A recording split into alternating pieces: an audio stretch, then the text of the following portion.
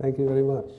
Yes, the book is an example and that I do believe very much, and have been prepared to devote time to it, that we need to communicate in what we call a language register to everyone, because as I say here, consumers, that's all of us, are absolutely crucial players in the food supply chain. We are at the end of it placing demands on it, and therefore what we demand determines the amount of water that's needed.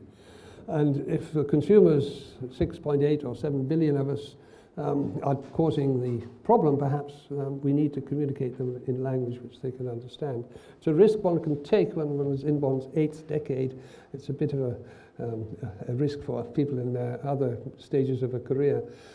So I didn't, in fact, do much on footprints. I conceptualized embedded water and found that that's a good idea, but no one cared about it until one day in 1992. That was 88 who invented embedded water and the explanation. No one was taking an interest. When one called it virtual water, somehow it just took off, which is this thing about language register, that you can, in fact, be trying to communicate with good words, but if they don't get it across to the public, then, or even to fellow scientists, then perhaps we need to examine how we're trying to do it. So Aron Hoekstra is the person that did the work on footprinting, and Angela Morelli is the person that designed these lovely slides, which I think get across to you, perhaps the T-shirts and the rice and the beef and the apple and the teacup or the cup of tea and the slice of bread, and the content of water in each of those. So there are some things that are rather bad, and there are some things that are rather good. And so what I want to do is to communicate the value of water through the lens of virtual water, and capturing a whole lot of invisibles out there, the invisible of soil water or green water, which no one wants to take into account. I mean, it's amazing that we have come to this point that we've only just started to count green water in national hydrological accounting systems. Before that, there was rainfall, and then there was a great gap, and then you had blue water, and the stuff in between, in a sense, which is the stuff in the root zone, which is the majority water, which is used in our agricultural economies, has been ignored. So, because since the farmers manage both the green water and the blue water being the water that you can pump from a river or pull out of the ground, since they manage the 30% of water which goes into food from that source and the 70% that is in the root zone from rainfall, farmers are the water managers. Engineers get the credit to a great extent for doing it, but really they only help with the blue water. And that's the smaller proportion of the total water. So farmers are the people that are up against water management.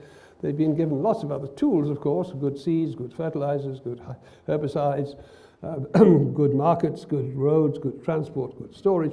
So all of those things are needed as well, but it's the farmers that actually do the hard stuff in the fields year by year, year after year, generation after generation, getting a better output from water.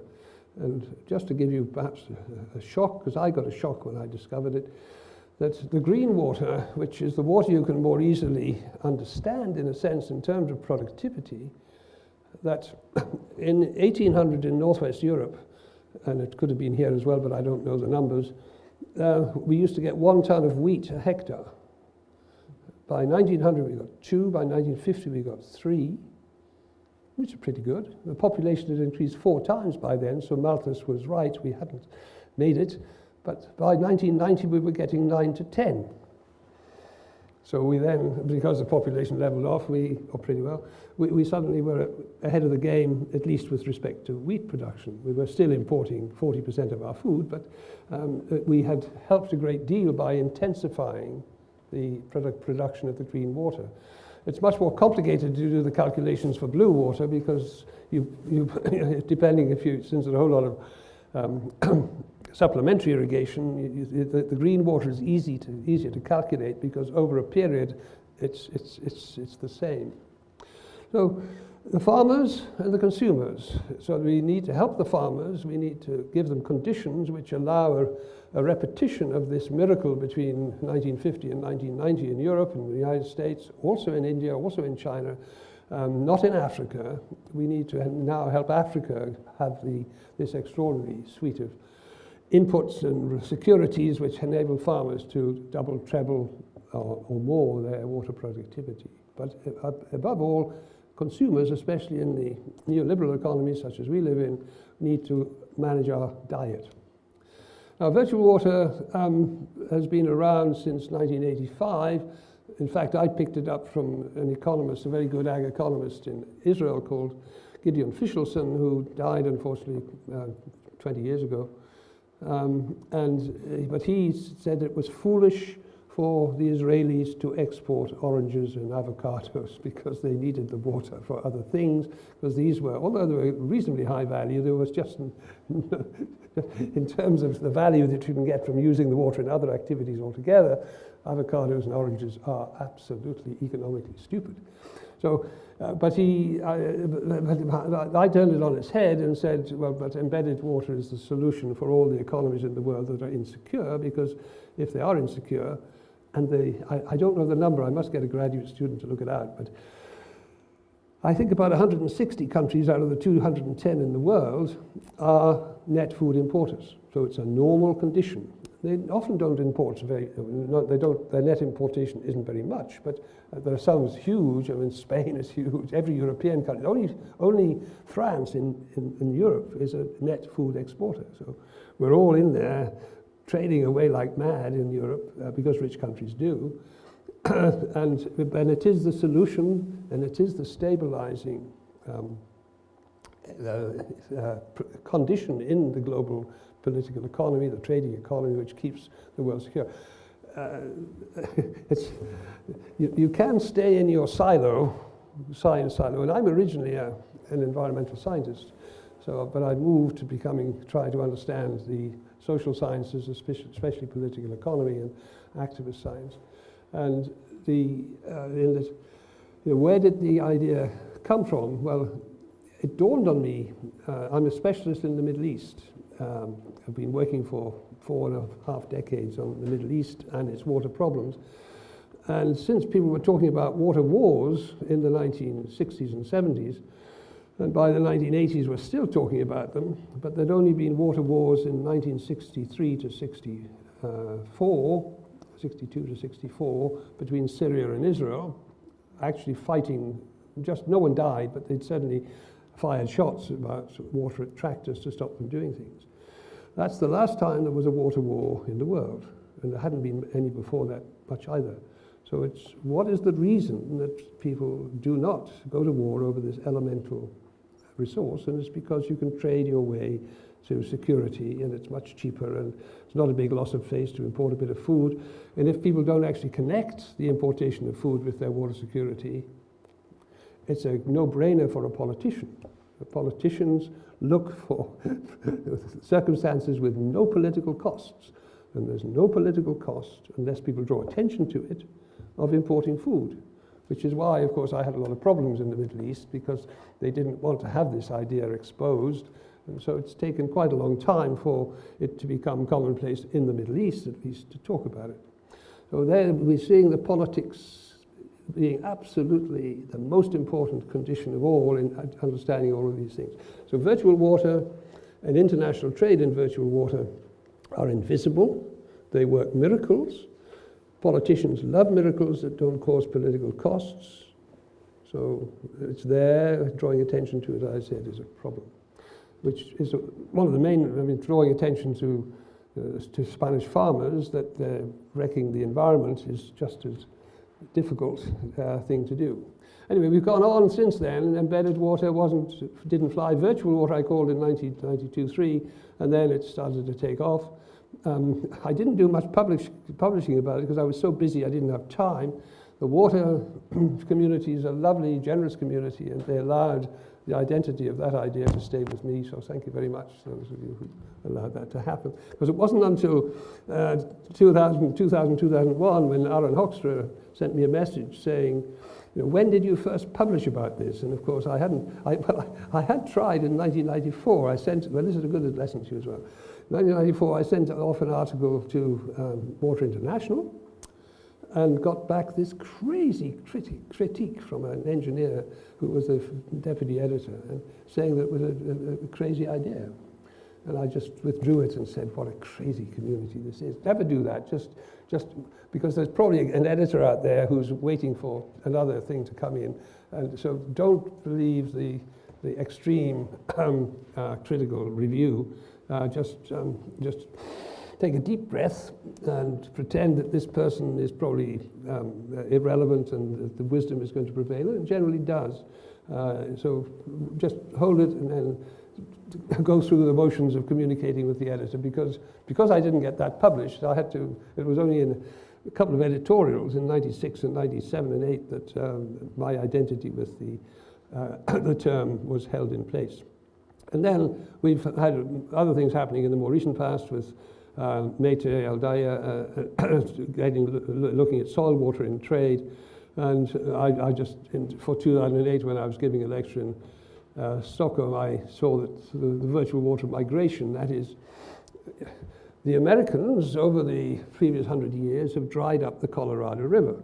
The Colorado River has 18 cubic kilometers of average flow, which means it's got enough water for about 18 billion people to provide their food and other things, 17 billion perhaps.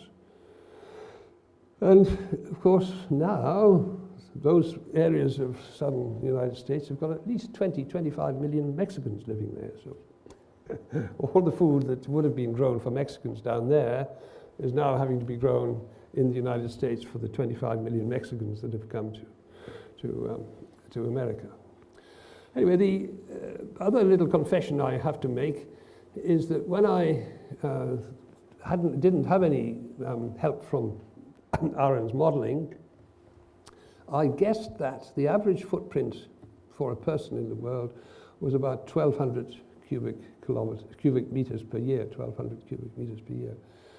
And I did that because I thought about a field of crops and how many people could be provided with food from a hectare, and sort of just took a big leap and said, well, it's probably about 1,000.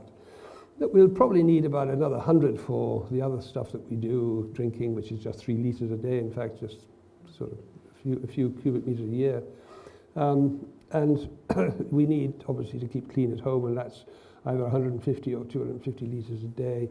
Perhaps, well, I said, let's say 100. It's much more probably than is needed, but 100. And then there are other things that need to be done, other jobs and so on. So I said 1,200.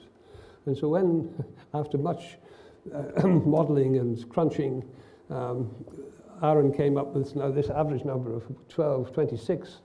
I stopped being a critical scientist. I was so pleased that it had come out where I wanted it to be. And so I didn't question it. I did, in fact, look at the numbers for a few countries that I knew. Sri Lanka, not because I knew, but because I knew that it didn't seem to make sense. For Libya and a few other countries. And I saw that the numbers didn't really stack up, but I just presumed compensating errors, and but the numbers were going to be helpful. And certainly when you do compare some, and I'm just going to show you 3 or 4 now, this division is the water footprint within the country in the top 3. The water for domestic needs has to come from obviously the country of that people are living in. Some of the agricultural products, perhaps all in some places, can be grown at home, and you need water for industrial and other activities. And then if you don't have enough, and on average the world doesn't, then you have to go onto the global market for water for agricultural products and commodities, and water for other industrial commodities. So that's the pattern. Now you can see that the vast majority of water is water for agriculture, the second blob and the second from the bottom blob. So those are the waters needed for our domestic for our food consumption. And then you go to a place like Tanzania, which is a very poorly developed economy, and you can see that actually the water footprint is not far away from 1,000, and there's very little trade, but there is that which there is imported. Or at least there's a net import of food. and there's a tiny little import for industrial goods. So that's the footprint for many of the countries, the developing countries that are not strong in political system or in economic system. India, which is a BRICS economy, one of the BRICS economies, Brazil, Russia, India, China, perhaps South Africa. You can see that again we've got they're vegetarians, so you'd expect them to have a smaller footprint, and they don't trade very much yet, or at least they didn't 10 years ago, because these numbers are about 10 years old now. Brazil, another BRICS economy, you can see it eats a lot of beef and has a bigger water footprint. It also does engage in trading, and but you can see it's as it happens, Brazil is the water tower of the world, so it has if it's over consuming it doesn't really matter. And then the United States, you can see, is twice the average, and it's partly because it has a sizable meat-heavy diet in the second blob, and it also imports quite a lot of food as well. It also imports a lot of industrial commodities, as well as devoting quite a lot of water to producing industrial commodities. So we were talking about, does this? Nice. Tanzania is, one of these, and the United States is this one. So you can see that this is the small water. This is the water we use for drinking, and say 3 liters a day, and 150 or more, which we need for keeping clean at home. Well, clearly, with the United States has got a big water footprint. That's 250 liters at least, compared to the 150 of us in Europe. You can see that Canada is also water rich and takes a lot of showers and does a lot of water use. Iceland up there seems to be pretty extravagant in its domestic water use as well. But Africa stands out as a place where people don't use much water at home.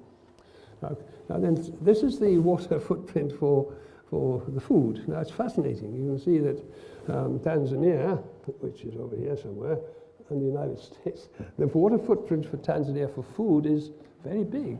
Now why is that? That's because the productivity of water in Tanzania and all of Africa is very low. So instead of getting 7 or 8 tons, or 6 or 7 or 8 tons per hectare, they only get half to 1 to 1.5. So these are things that need to be addressed. So if we want to solve the problem for Africa, we need to get it to improve its water productivity. And since lots of places in the Gulf and elsewhere, and China are looking at this area here as an area where you could get more water productivity, this is the land grabbing that's going on at the moment. And they're not grabbing land, well they are, but they're grabbing land that has water. So it's a water issue, a very important thing. So the trade then goes on from 10 or so countries are the big net food exporters, and they're all industrialized countries, all BRICS economies. And you can see the United States, Canada, Brazil especially, and some other South American countries. So your switch to looking at South America is a very important thing to do, because that's where the salvation of the world is with respect to water, on the assumption that you can trade it in food. Australia is, bless it, is a net food exporter, not because it has a lot of water, but because it has very few people. But those 10 countries, the asymmetry of power in the water supply chain is even greater than the very worrying asymmetry of power in the energy supply chain. We are used to thinking of about 15, 20 countries as the ones that have the oil and the energy, and therefore can hold the world to ransom. But in practice, the asymmetry with respect to food is even greater. So farmers manage the water. 90% of the global water, that's the green and the blue. They manage 100% of the green and 70% of the global blue water. The other 30% goes into industry and services. This diagram of Peter Rogers is very useful. Shows you how little water we use in terms of water in the green environment and the blue environment, and the majority of it is this stuff going into agriculture. The amount going into other things is very tiny, so that is useful. These next few slides are I've David Molden of IMI was at a session the other day, which I attended, and I'm using them here. You can see that in terms of calories, there's a threshold of national food security which you can conceptualize, and you can see that the developed countries, Spain and Europe and the United States and others, are well above this threshold. This trend here is a bit unnecessary because we don't need to consume as much food as that to be healthy. And you can see how the world has come along here and how Asia has done its stuff to increase the food availability and food consumption. But again, see, sub-Saharan Africa is a problem. So will there be enough water for the 6.5 to moving to 9 billion or so by 2050? We're going to need more calories and more meat, perhaps fish and milk, because people like to consume them. Some pessimists claim that we need to double grain production by 2050. I think certain reflexive things will happen, and it won't be as serious as that, but we perhaps should be prepared to consider that. We need more water for food if practices don't change for the water needs for agriculture. Again, I think doubling is perhaps high, but IMI are in a good position to perhaps say that. So we need to value water and understand it. And climate change is an issue. You can see there the areas that will be wetter and those that will be drier, and certain areas are clearly predictably more difficult in future, and some are affected by what's called economic scarcity. That is, they just haven't got the organization, especially that African blob is a place where there are going to be problems. And you can see in South America, places like the Andes and Peru will have problems not so much with water, but with the capacity to do something about it. Very interesting, you can see that I've already hinted that blue water is a thing that we need to care about. And this diagram, which shows the investment in irrigation by World Bank lending for irrigation, it doesn't show obviously the irrigation profile for investment in Spain. It would be another big increase and coming down further over to the left because you did your big investments earlier. But the world really started to put the money in the 70s and in the 80s.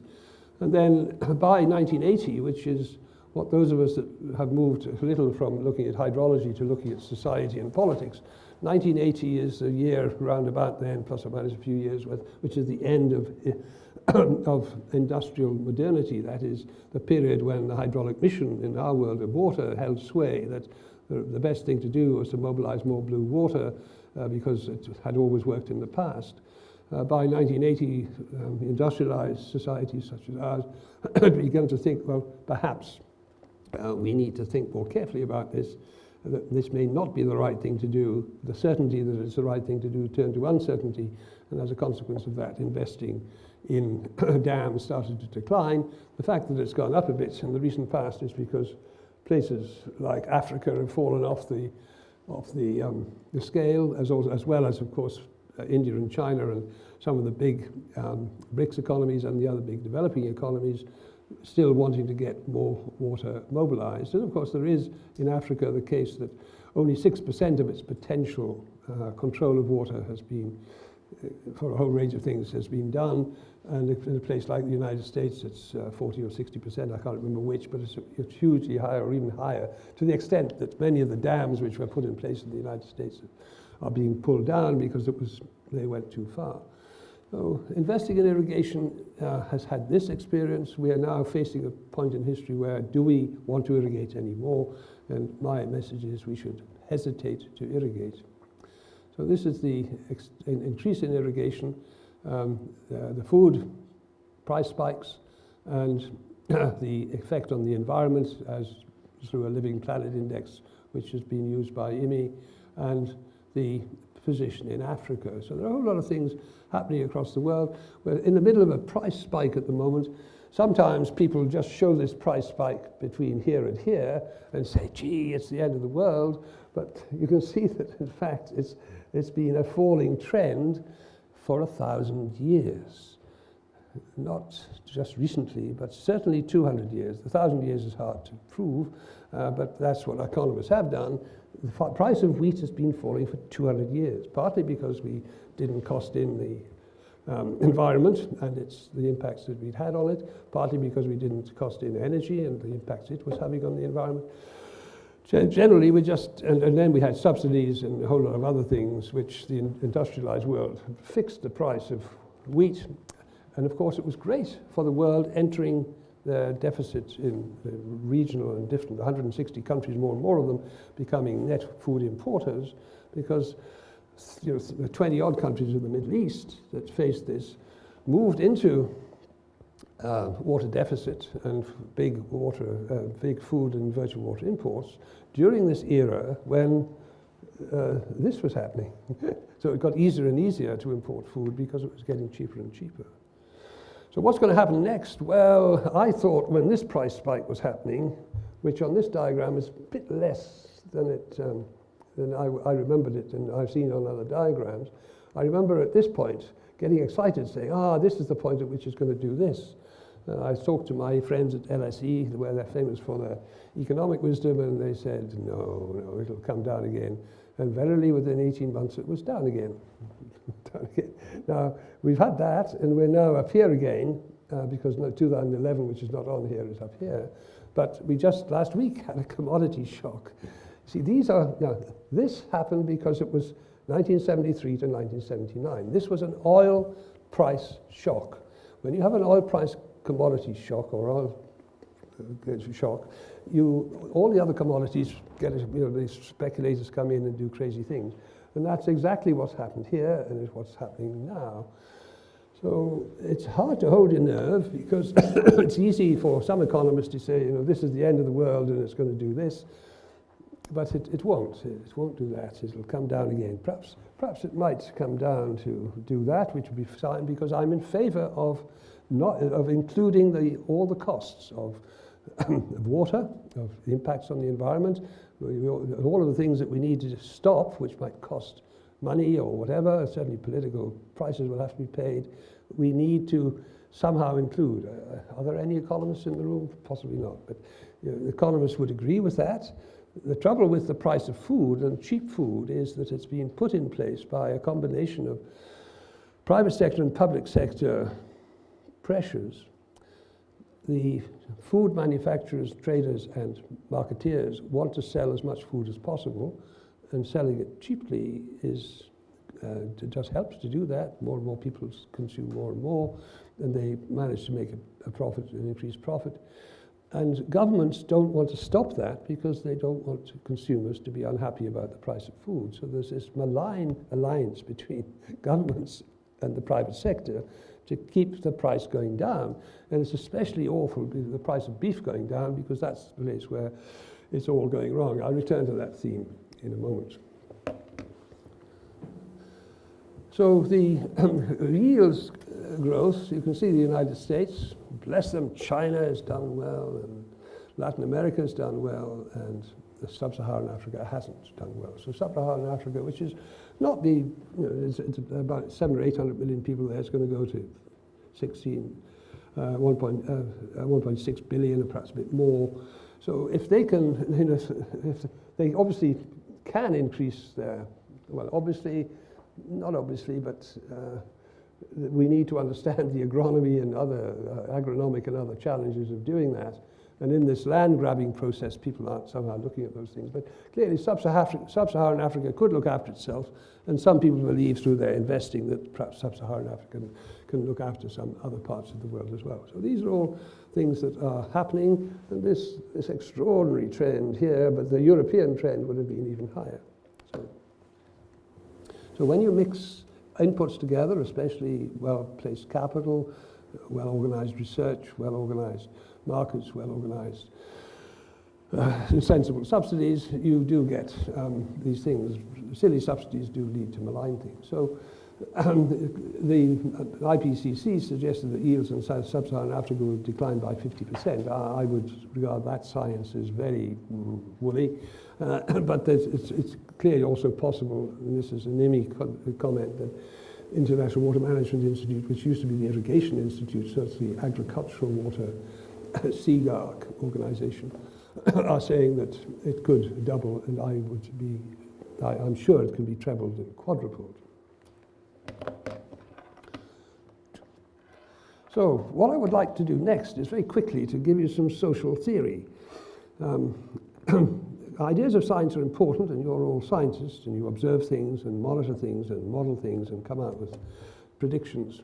But the ideas of society on, say, sustainability, these are constructed ideas. They're put in place by people talking about it, ignoring it, suppressing it, activists getting it on the agenda or not. So it's a very discursive process. And governance, which is part of those governance processes, or is the outcome of those governance processes, require that we deal with assumptions and expectations of consumers, because consumers drive this food chain, farmers over here, consumers here, with lots and lots of other people in between, or other organizations in between. Consumers in the private sector, farmers are in the private sector, all the stuff here is also in the private sector. And consumers are embedded in society and not in science. So if we don't care what society is doing out there, we are not being good servants of society. So who knows what about managing water? Well, what is the role of science in doing that? It's to predict, explain, and influence society and the political economy. The different ways of scientific knowing, we've got modeling sciences, we've got social and politics theory, we've got activist science. I've moved from I've never been a modeler, but I've always been part of that hydrological world of trying to understand what's happening to the water in a physical sense. But I found that about 30 years ago, I couldn't get anything across, and so I decided to start looking at social and politics theory, and eventually to respect activist science most of all. So, 3 types of science, and they all have different things to say about what's relevant, what methods are used, what is truth. Truth is the point at which we mutually decide to seek no further, according to Foucault. Truth is the point at which we mutually decide to seek no further, for it's not an absolute thing. Even in science it's moving, and in politics it moves all over the place. So we should be aware of that. Constructed knowledge in society will always overwhelm observed science. We see it all the time. And the abstract overwhelms the concrete, as Marx said. I thought I'd found constructed, it's 150 years old. If you'd done any politics, you would have realized it from just coming out of year 1 at university or a good secondary school education. So if this stuff is all happening out there, we need people to deal with the uncertainties that are part of the political process. Now, politicians were invented to deal with ambiguity, because ambiguity is part of this crazy world where we're not sure about things, the world of uncertainty, which farmers face, market uncertainties, environmental uncertainties, politicians face all the time, because that's what they're there for. Society, the easy stuff just needs markets and a bit of regulation. The bits that haven't been organized by those, you've got to have politicians, which we've elected at this point in history in some parts of the world, to deal with those uncertainties. So politicians deal with uncertainty, scientists deal with probability. Probability is easy peasy, uncertainty is difficult. And if we're not prepared to move out of this area of probability, the frequency, scale of an event, and you can see lots of patterns. But beyond that, there's uncertainty.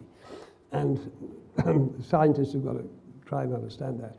Scientists don't like it. They avoid the excitement of uncertainty. They're comfortable in the world of fairly predictable by its whole term, probability. It's a mathematically based idea.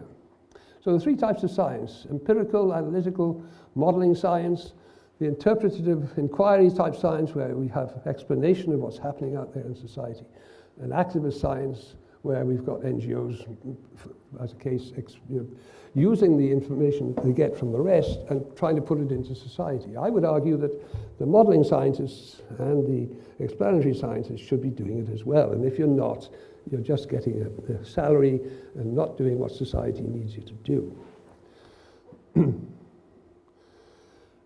Just to conceptualize that and to give you a little bit of insight, this idea of sustainable, secure and sustainable water use. Society has a version of that, and ecosystem scientists and economists such as we have here and myself know about the underlying fundamentals. They want to look at the hydrological fundamentals, how much water is, how quickly it's being used, is it going to be sustainable? And if the economists are looking at valuing it and so on. So if you look through time, amount of water resource use up on the left, and through time, perhaps we're in a very water-rich place like Brazil, and you can say, well, there's so much water that they can continue to increase the trajectory of water use because there's plenty of it, and so the economists have no objection to that as well. So that's the trajectory which is believed by the underlying fundamentals people. Now, society is actually doing that. So they're not in accord, they're going at different rates. So what do we need? So the society's version is based on history and culture and what people believe is the right thing because it hasn't been tested and no one's discussed it in public. And so what we really need is to have that convergence. So there needs to be a discursive political process that could lead to people doing the right thing in society, the farmers, in other words, and society's consumption and all these other things. So this is what should be done. This is what can be done. And this is how it might be done with integrated water resource management. Now, integrated water resource management isn't technical. It's hugely political. Talk to people that try to change policy in Spain or Australia or California. In the places where it should be easy, because you're so rich, you should be able to compensate. But you still can't, because once you've allocated the water to people that believe that... My wife is a farmer's daughter, and she's taught me that farmers do God's work. And if they're doing God's work with blue water, which obviously she comes from Ireland, they're not, but in Spain, if they're doing God's work with blue water, they're doing God's work. They're providing we idle people in the city with food. So they've got a whole lot of sense of they're doing the right thing. So demand is determined by consumers who have beliefs and expectations that are based on experience, cultural preferences, and history, and not on science. Consumers and their assumptions are very important indeed. In the north, we're very extravagant in our eating. In the south, once people have got the water to irrigate, they can't be stopped and they can't even be stopped in Australia and Spain and other places. So can I just try to identify myself and yourselves by looking at the discursive process, which is water science. And we go, the four boxes on the left are to do with these underlying fundamentals. So in the first box, hydrological modeling and hydrogeological and hydraulic modeling and looking at water storage and all that sort of thing. And then I've given perhaps too much attention to economic models, but I found that when I was doing this, I was discovering the economics of water. And so I saw that there were ways of looking at water that could be explained according to economic science and theory. And then water, environment and development, the tension between development and the water resource. And on the right-hand side, 5 boxes that are to do with the explanatory sciences, which we looked at in the middle there, in the previous slides, where we've got the law and ideas of territory and society, but also anthropology and social theory, and then politics, going up the social scale of organization, the family, the village, the nation, and then IR, the international relations. And so those are all part of what should be water science. And I moved from the left-hand box to try to embrace all of those. And then about 5 or 7 years ago, I noticed that if you populate those boxes with the number of people involved, there are at least 1 million, if not a number of millions of people involved in the first box. Because in Egypt alone, there are 100,000 people in the water and irrigation department and 100,000 people in the housing department which looks after the small water. So that's 200,000 people. That's equivalent to 1 million people with their families. So 1 million people out of the 70 million population, it's an extraordinary number of people. Now, I'm pushing it a bit because they're not all scientists at all, but they're involved with actually managing water. If you look at the other boxes, I know most of the economics water people in the world, and there are not really many of them, and some of them are just part-time. They do lots of other things as well. And as you go across into the politics, again, it's a handful of people, and they're part-time.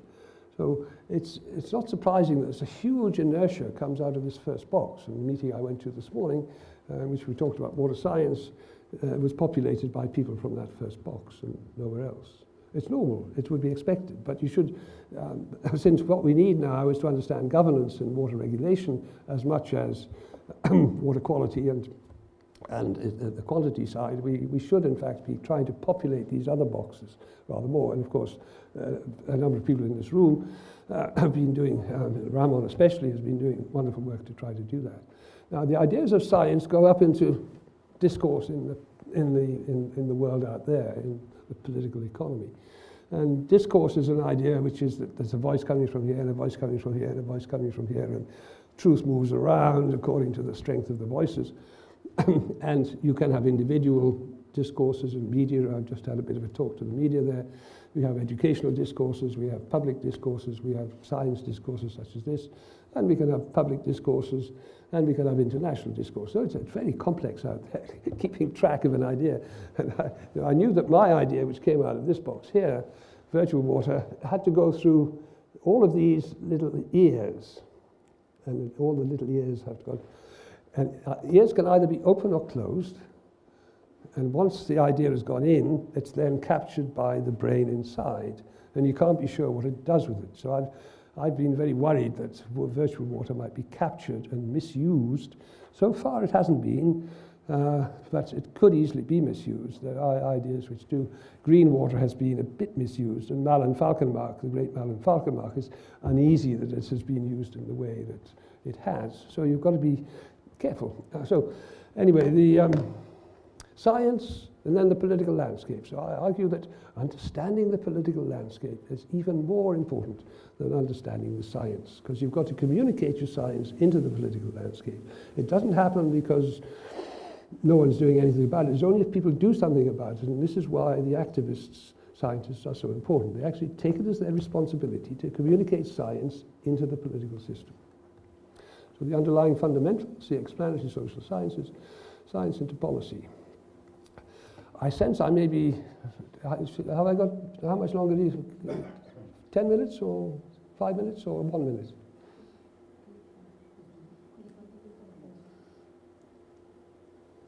10 minutes? Great, so go very quickly. You would think that reason would be, which the underlying fundamentals folks feel is a big idea, should be important, but consumers' emotions are quite easy able to resist truth and reason.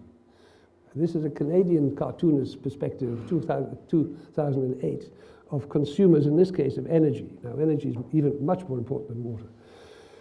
And you can see what American consumers were doing. You can see what absolute frenzy they felt. Up on the right-hand side, you can see the oil corporations squeezing the earth of its oil, going down into a nearly empty barrel, and how unhappy the consumers were. They just shifted George Bush from looking over here to looking over here in a moment.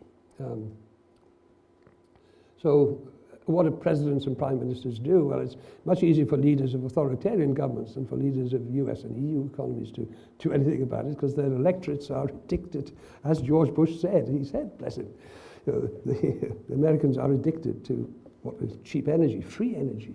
Energy stayed at $2 a barrel from 1900 to 1970s. It then leapt up and then came down again, and it was brought down to 2 equivalent for 30 years until the present spikes. So we have an opportunity at this point to really point ourselves in the right direction, because we failed to do it. So corporations serving the addictions of society, governments not stopping them, racing to deplete the 2nd trillion barrels. So you can't rely on addicted consumers, and we're addicted to cheap food, talking about our water supply chain. So trying to understand that, scientists have ways of knowing. They can either be modelers or explainers or activists. Society also has different ways of knowing. Very quickly, I've always found this framework helpful. You're never quite the same again if once you've come across it.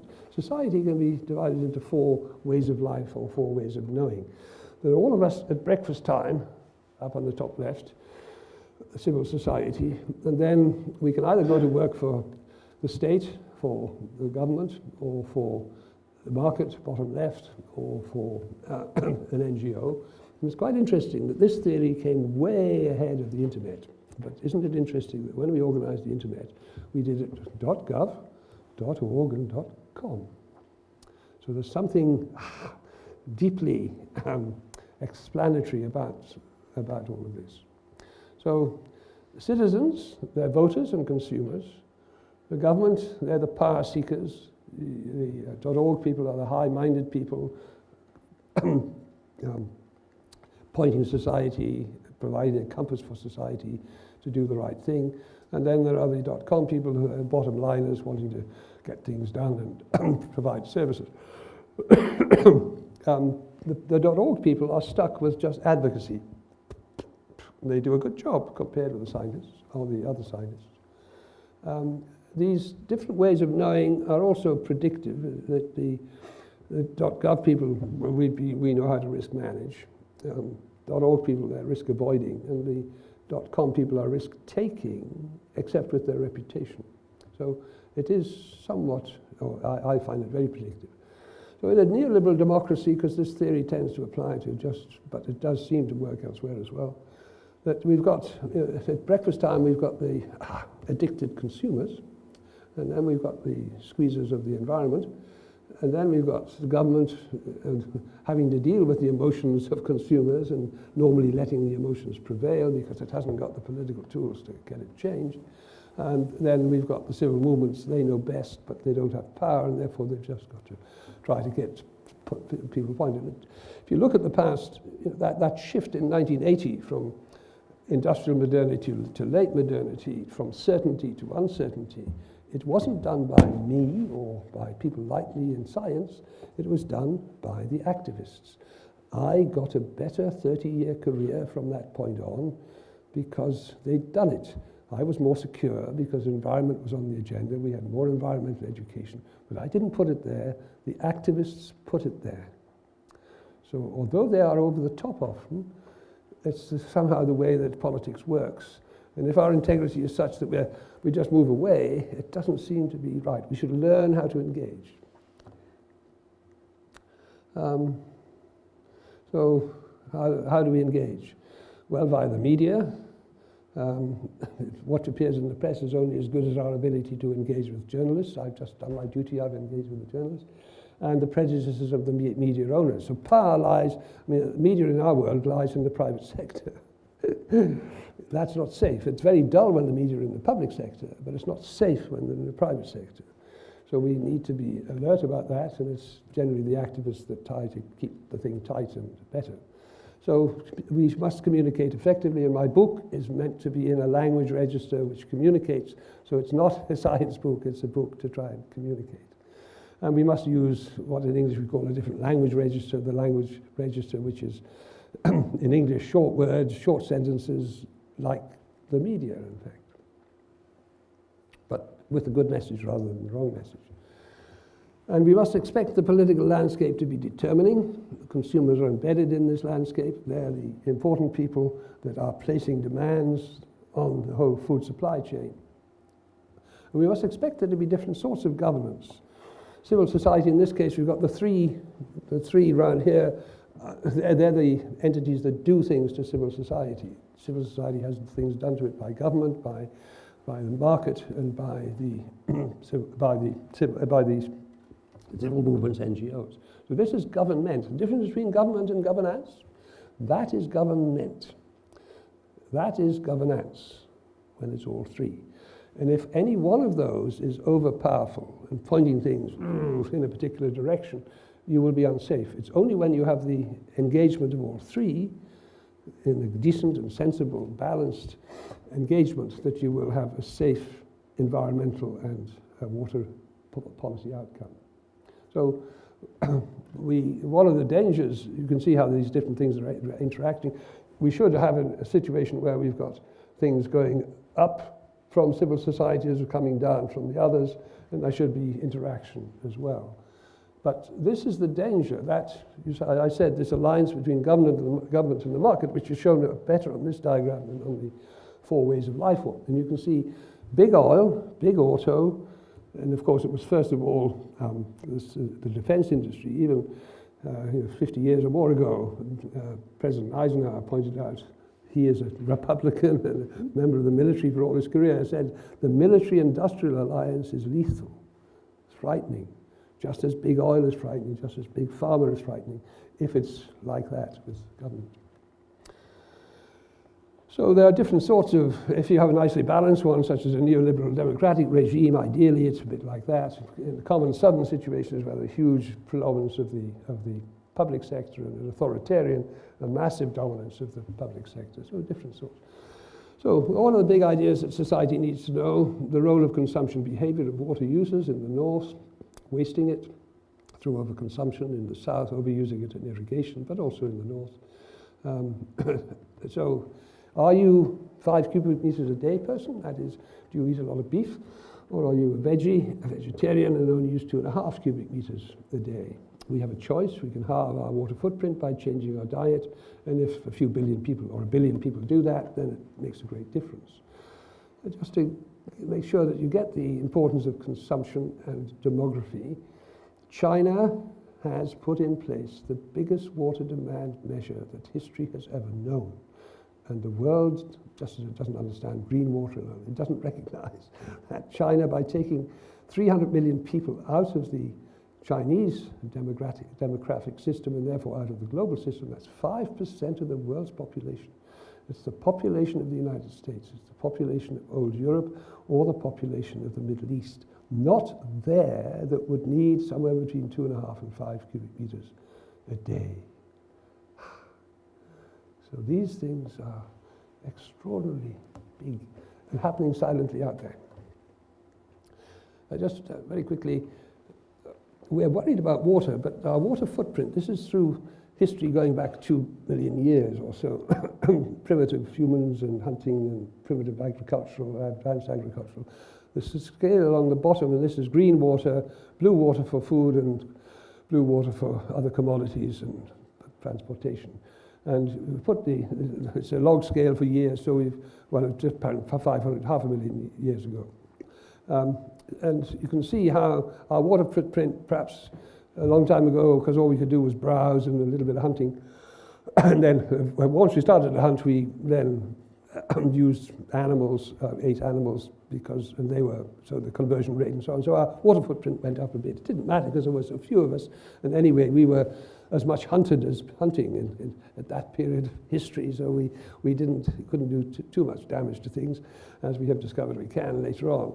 And then when we got to agriculture, we moved down a bit. So our water footprint was somewhere between 2 and 3. Now, by the time we got to 200 years ago, obviously in ancient times there was some irrigation in Egypt and Iraq and other places. But the big surge has come during this time. But in that time, we've only doubled our water footprint. We've only doubled it, which is a bit worrying. Doubling is doubling. But in energy, the change is 400 times. I mean, you can see how the water footprint has gone from 3 to 5, 5.5, 6. But the energy, so it's energy we should be worrying about. So are you using just 2.5 or 3? Are you American-style beef eater or a veggie? Are you a good bean eater or a beef eater? Because the liters per calorie are so different between beans, which have a lot of protein, and beef, which also has lots. And then the different footprints of the different countries. You can see that USA is a bit funny. These numbers, China looks a bit too low, but you can see how good China is in having such an efficiency, if you believe those numbers. They're all Aaron's numbers. So, thoughts. The emotion-rich political landscape is more determining than science knowledge. The political landscape can wreck high-minded science invested, for example, in IWRM. Key issues, we must help each other to learn about political landscapes, to understand consumption behavior in the north and the south. And we need to enhance human resources and create jobs with high returns to water. They solve the water and food problems of the water scarce if we eat sensibly. So, society and politics, the underlying fundamentals. We have seen how important understanding governance is in managing deluded consumers who don't understand what's happening, and farmers who don't really understand their impacts on long-term security, especially when the underlying fundamentals, we've seen a lot of them, green water, virtual water, are all invisible yet having extraordinary impacts because they're all invisible. So thank you. So